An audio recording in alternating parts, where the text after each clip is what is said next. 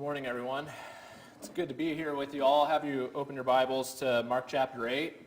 And it's also really good just to have some people back with us here. Joel's in town. Good to see Joel. I think that he's tired of his roommate. I don't know. He's roommates with Jonah, in case you didn't know that. Anyway, it's good to have him back. And we also have Abby back from India, and she'll be back for around a month, I think. And so really eager to hear about her adventures over there. She sounds like she's fluent in Bengali. Did I say that right? Is that the right language? Okay, I got that right. So she's learned a whole nother language, which is amazing as well. And it's also good just to have Larry Angel with us this morning as well. Sorry not to embarrass you, Larry, but just really good to see him here with us and appreciate his presence as well. And I also just want to welcome all the other visitors that we have here with us, and we pray that and hope that you can stick around with us after. Maybe we can get to know you a little bit better. We've been going through and looking at the life of Jesus according to Mark's gospel in particular. And so this morning I just want to begin in Mark chapter 8, verse 31. And I want you to notice, first of all, that this passage comes smack dab in the heart of Mark's gospel. And that's just fitting because this also happens to be and reveal to us the heart of what Jesus and his ministry were really all about. This comes right after Peter has what we call the Great Confession, where he's asking his disciples, what are people saying about me? And what do you say about me? And they say, you're the Christ. You're the Son of God. And the way Jesus follows that up after this grand revelation, that here's the Messiah we've waited for, our people have waited for hundreds of years. Jesus begins to teach them things right after that would be really unsettling, that you wouldn't expect having this information about Jesus and his identity, being the Son of God. And so right after that confession, in verse 31, it says that Jesus began to teach them that the Son of Man must suffer many things and be rejected by the elders and the chief priests and the scribes and be killed, and after 3 days rise again. And he said this plainly, and Peter took him aside and began to rebuke him. But turning and seeing his disciples, he rebuked Peter and said, "Get behind me, Satan, for you're not setting your mind on the things of God, but on the things of man." And calling the crowd to him with his disciples, he said to them, "If anyone would come after me, let him deny himself and take up his cross and follow me. For whoever would save his life will lose it. But whoever loses his life for my sake and the gospel's will save it. For what does it profit a man to gain the whole world and forfeit his soul? For what can a man give in return for his soul?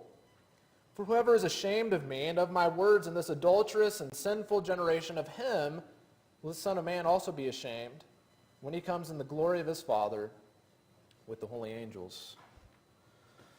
One of the things I appreciate about this text is that, first of all, you'll notice that Jesus never once asks us to do something that he himself was unwilling to do. That's why he's able to say, "Follow me. Take up your cross and follow me." Why? Because Jesus did it first.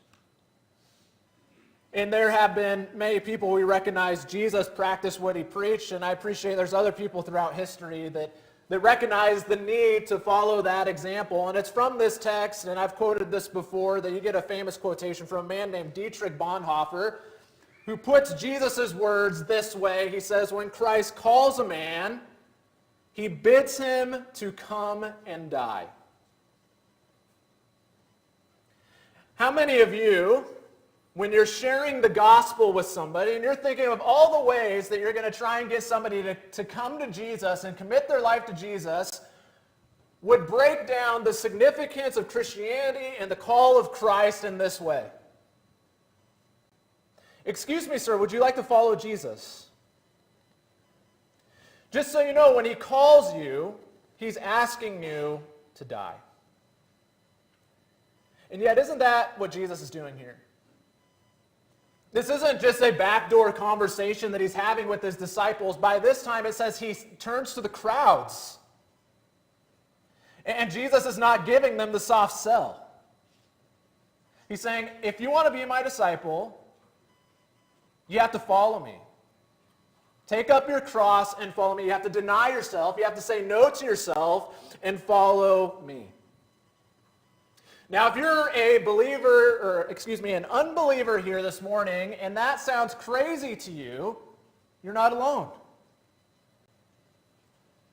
You probably should be asking yourself, why on earth? How is it possible that the world's foremost religion for the last 2,000 years has drawn so many people and has left such a lasting impression on the history of this world, if that is the heart of the message?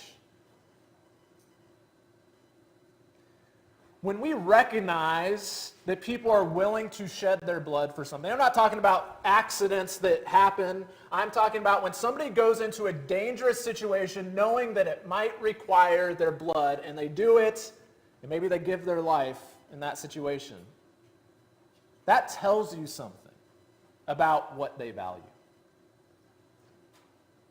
Why on earth would Christians be willing to say no to all the things they want to say yes to in this world, and even if it's necessary, give their very life for the sake of the gospel? Isn't that the most valuable thing we have? What Jesus is saying is there must be actually something even more valuable than this life.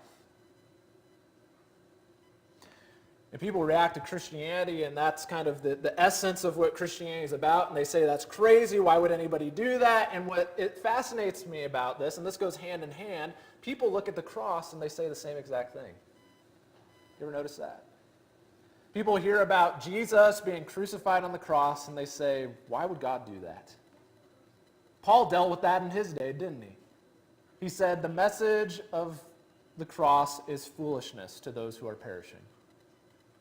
The people hear about somebody who is God, who's all-powerful, all-knowing, and then he dies, a criminal's death on a cross. The world looks at that and they say that that's foolishness, and that attitude persists even today. Richard Dawkins said it's a horrible idea, and this is an atheist, that God, this paragon of wisdom and knowledge and power, couldn't think of a better way to forgive us our sins than to come down to earth in his alter ego as his son and have himself hideously tortured and executed so that he could forgive himself. He is saying that is foolish. That's what he's saying. There's people that have that attitude. They say it's foolish to say no to yourself and follow Jesus and go against your instincts. There's people that look at Jesus and say, why on earth would he come and give himself like that? And what I want to impress upon you this morning is that this conversation in Mark 8, probably more than anywhere else, reveals to us what was of greatest importance to Jesus, of what was most valuable to Jesus. Because again, when somebody is willing to shed their blood in that way, he didn't have to come down to this earth. He could have dwelt in heaven for all of eternity. And yet he came here knowing what would happen, and willingly suffered what he went through. That tells us something about what is important to him. But first of all, I just want to dwell on the fact that according to Jesus, this was indeed the only option. It's easy for Dawkins to say, well, there had to have been another way, but Dawkins isn't the first one to ask that question. And the scriptures themselves are not afraid to ask that question, isn't there another way? There had to be another way. And Jesus himself struggled with this also. But we notice even, first of all, in this text in Mark 8 and verse 31, it says he began to teach them that the Son of Man must suffer many things and be rejected by the chief priests and the scribes and be killed, and after 3 days rise again. That one word is so important. Must.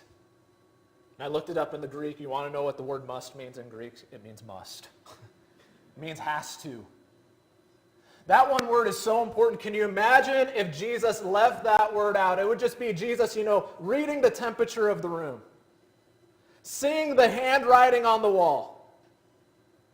It would be him just, recognizing, look, this guy's, it's all going to come down, it's going to crash and burn, and things just aren't going to work out the way that I thought they did, and here's what's going to happen. But Jesus, as he describes what's going to happen to him in Jerusalem, that he's going to be killed, that he's going to suffer many things and be put to death, this wasn't just some accident gone off the rails. Jesus said this is how it has to be.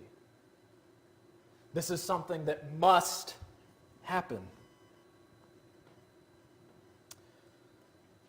And so I think on one level, as we look at this, we can at least empathize, first of all, that people would have this reaction.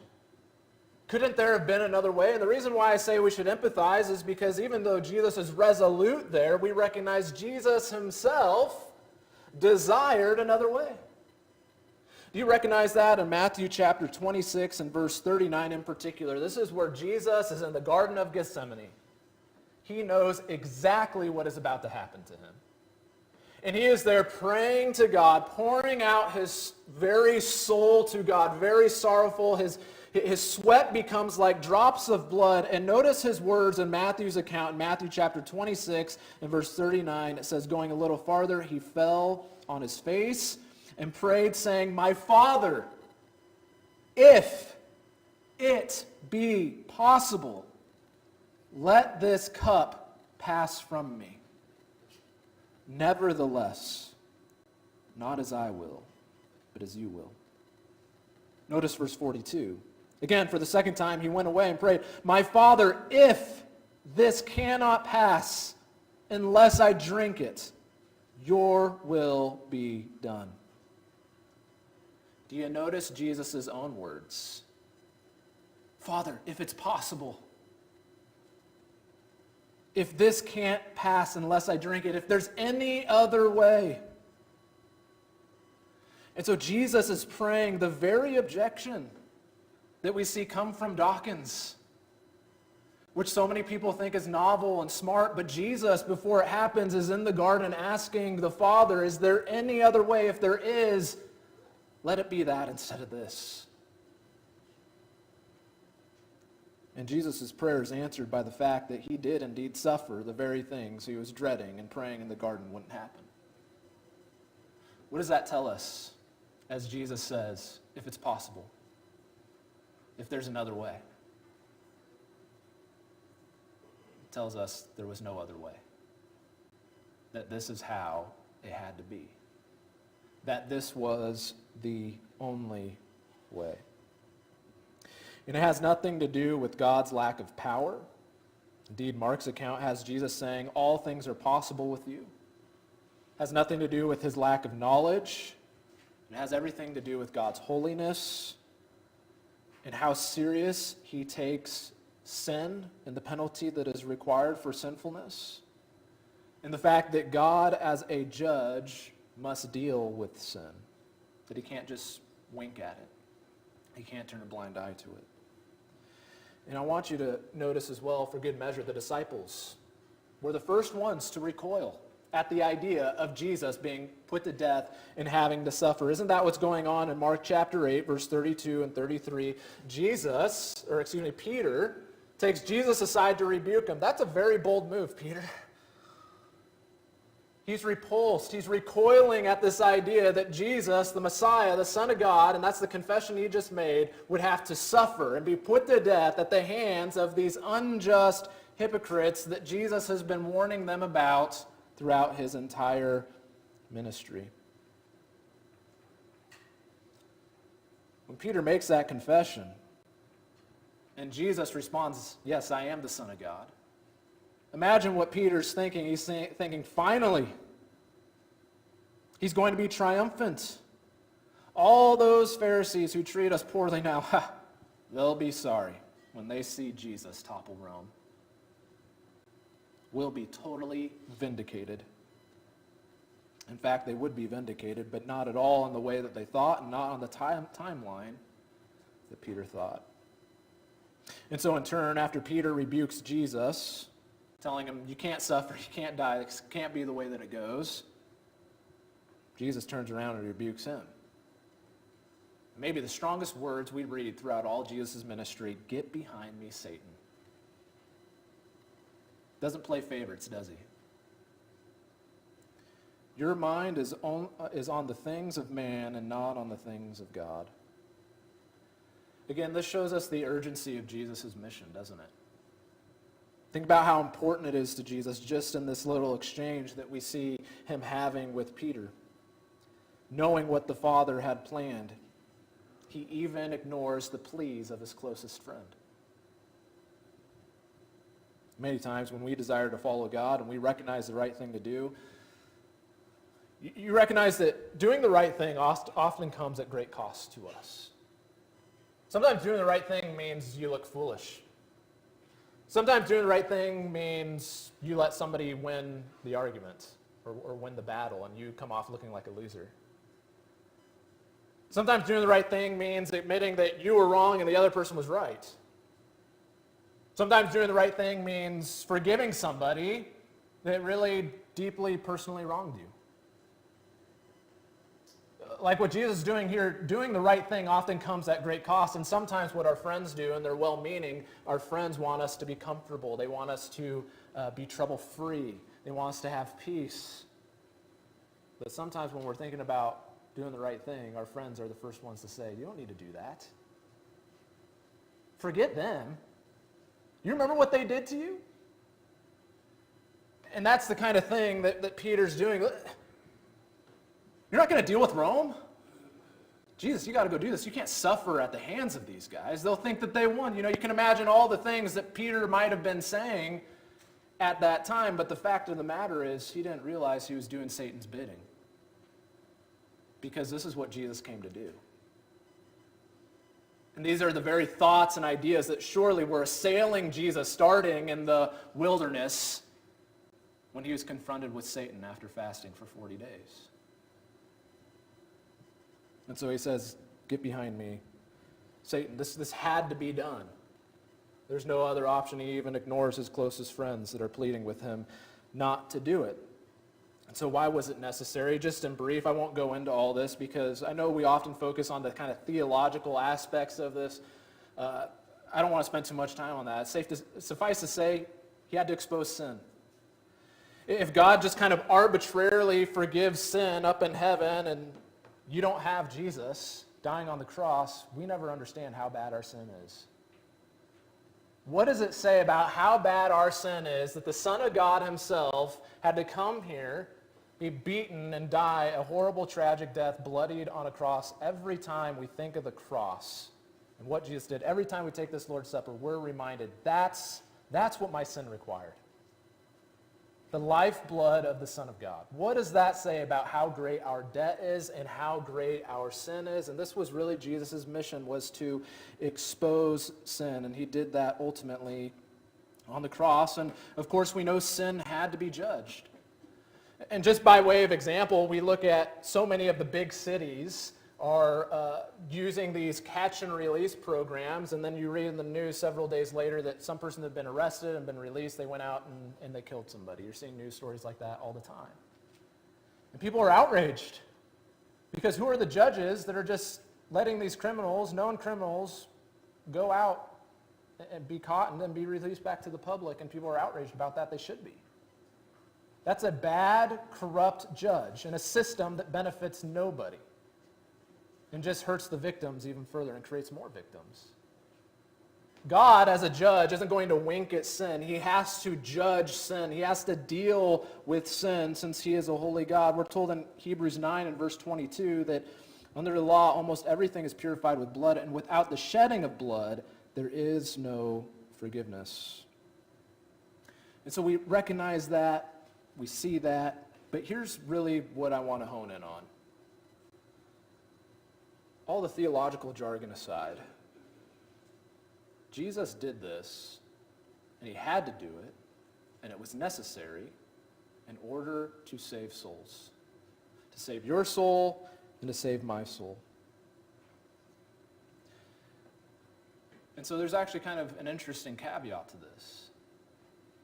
None of this is necessary. Based on one contingent thing, one contingent fact. None of this is necessary. God doesn't need to deal with this sin in this way. He doesn't need to expose sin in this way, based on this one contingent fact: if God just decides that he doesn't care about us. You realize none of this happens, none of this needs to happen if God just says, that's it, I'm done, burn up the world, forget that I even tried. Every now and again you'll hear about a story of heroism, and I was thinking about that, and I thought about the shooting that occurred in 2012 at the viewing of The Dark Knight, the Batman movie that came out back then. And you'll remember in Aurora, Colorado, the man on the right went in there and he shot up the theater, and many people died. But there were 3 young men pictured on the left that, just on instinct, when this occurred, jumped on top of their girlfriends and saved their girlfriends' lives. And those 3 men died as a result of that. On one sense, we could say that none of those 3 men had to do that. They could have just decided, my life is more important. And I recognize all that probably happened in a blink of an eye, but even more so, that tells you just how much and just what exactly they valued, that they willingly jumped on top of their girlfriends to protect them from the bullets that were flying. That is the heart of Jesus for us. Why was it necessary for Jesus to die? Certainly there are all sorts of fancy theological terms we could bring out. The scriptures do that as well: propitiation, substitutionary atonement, righteousness. But the basic reason is that we face eternal condemnation for our sin. We face an eternity in hell. That means forever and ever and ever and ever, never ending. And if that is a horrible thought to you, and it should be, I promise you this one fact: you do not find that thought as horrible as God does. How do I know that? The thought of that, and I can only conclude this, the thought of that is so horrible to God, so horrible to Jesus. He himself preferred to suffer and die as a criminal in agonizing pain, to be temporarily separated from the Father, than to stand idle by in heaven, having done nothing. You know what the difference between the shooting that occurred and the cross is? That, of course, those people were victims. In the gospel, we're not victims. We deserve the sentencing that we have coming our way. Jesus didn't die for victims. He died for all of us who, by sin, became enemies of God and deserve eternal condemnation.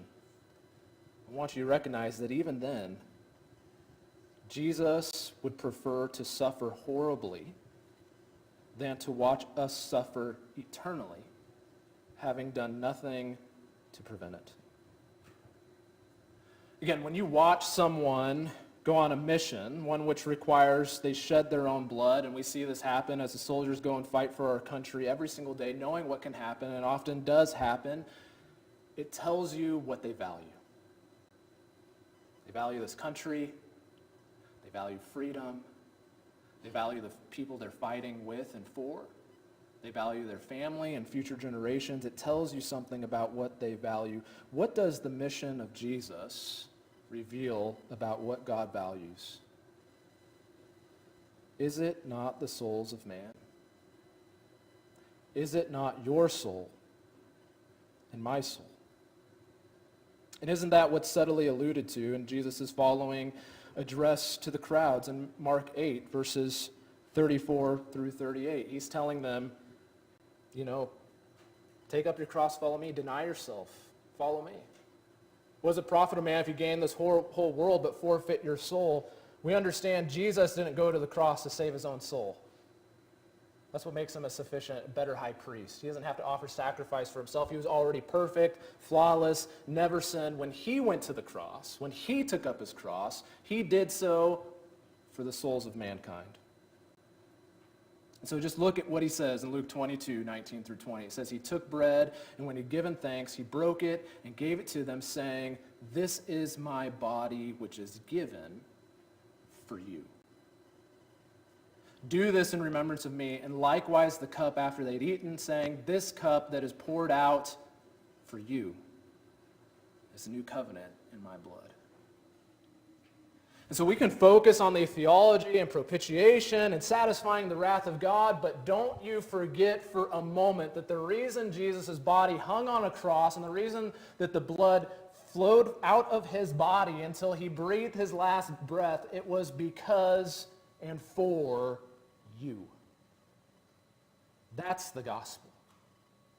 That's why it was necessary, because he loves us, and it was necessary in order to save souls. And so let me ask this one question. What do our lives say about what we value? Let me ask this. Do you value your own soul as much as Jesus does?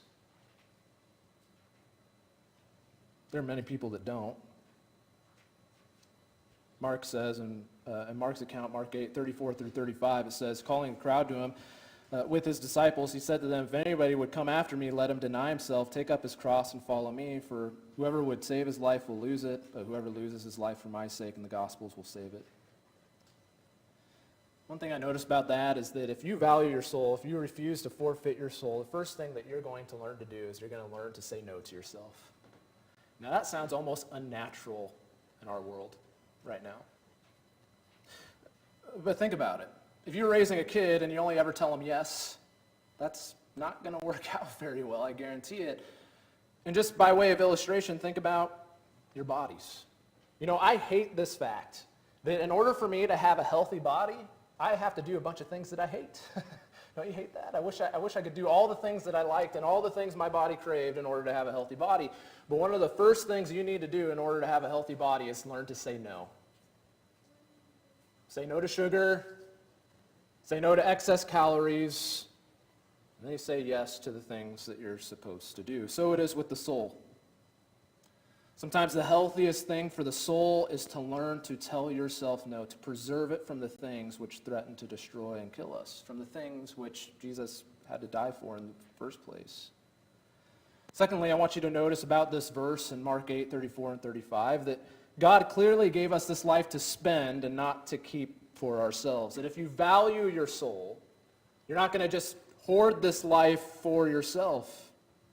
And that's what so many people do. They take this life and they just spend it on themselves, on comfort, on ease, on selfish desires, on gratifying all manner and pleasures and inclinations of the heart. Our lives are meant to be spent on something greater.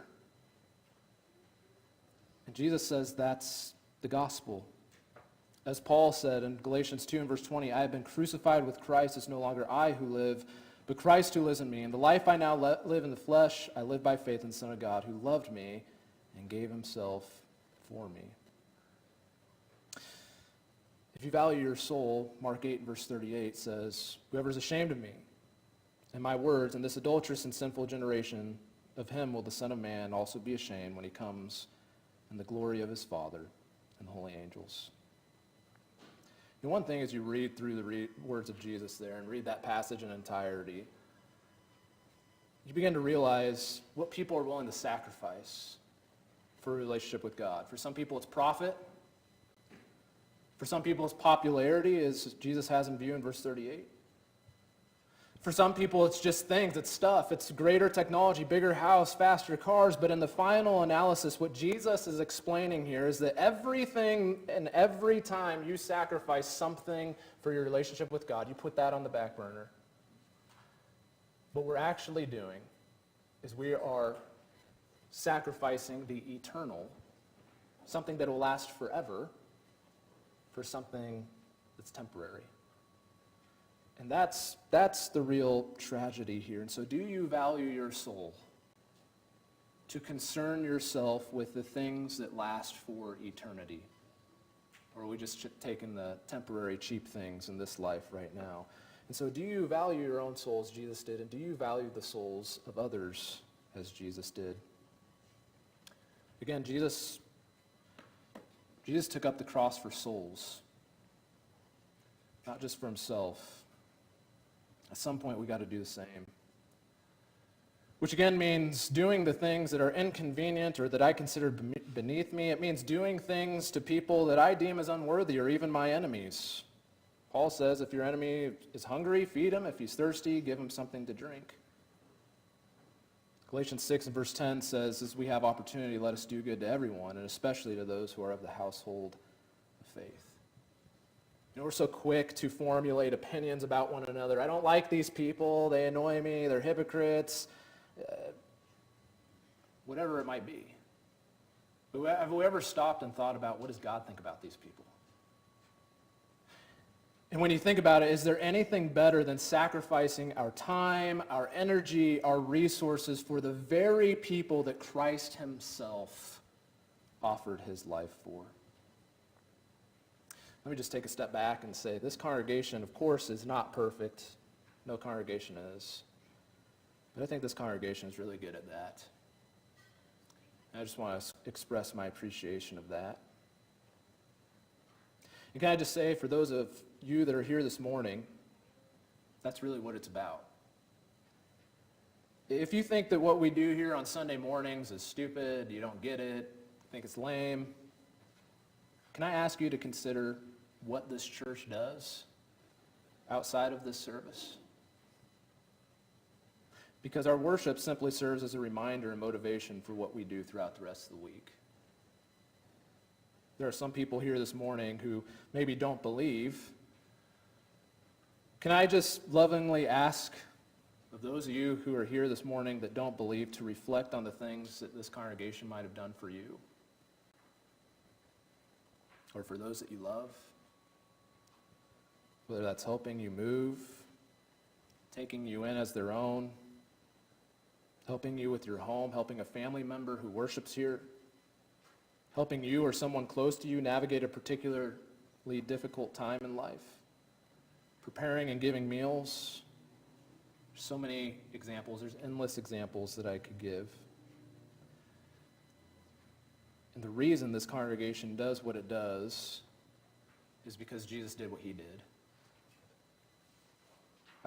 I wish that it was the case that every time we go out of our way to do something for somebody, we're doing exactly what we want to do. But if I'm being honest, a few times I've done that in my life, there's a million other things that I would rather do. And I'm probably not alone in that. When we do things, it's not because we necessarily want to, or because we feel like doing it, but it's because we want to do what Jesus would do. And Jesus did something that he didn't feel like doing. And he did it for the sake of our souls. And so we don't claim perfection. We know we could do more. And Lord willing, by his power and word and example and grace and prayer, we will. But I hope you leave here this morning having understood this, that Jesus preferred to suffer the penalty of our sin himself than to watch you suffer for eternity, than to have you suffer it. And so I plead with you, will you please value your soul as he did? And join us in trying to follow his example. Will you value his sacrifice in the way that he valued your soul? I'll leave with this one warning. In Hebrews it says, how shall we escape if we neglect such a great salvation? You've heard it here this morning. And so I hope that you take advantage of the opportunity that you have here this morning as you've heard this great salvation that comes from Jesus and his great love for us. I pray that you don't neglect it.